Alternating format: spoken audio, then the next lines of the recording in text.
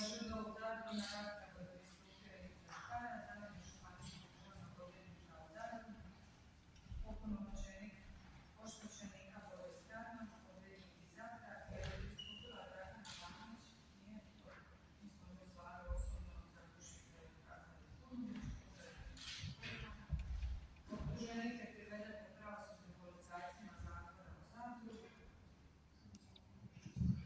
Što?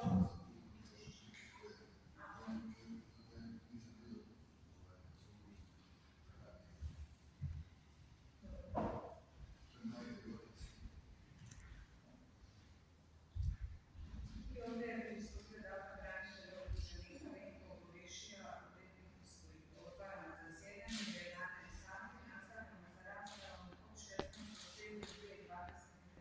godine. Rasprava je javna. Svi ovdje nazočni su upozoravali da se na raspravi pristojno ponašaju na nekakve radi suda, te da mogu biti uklonjeni sa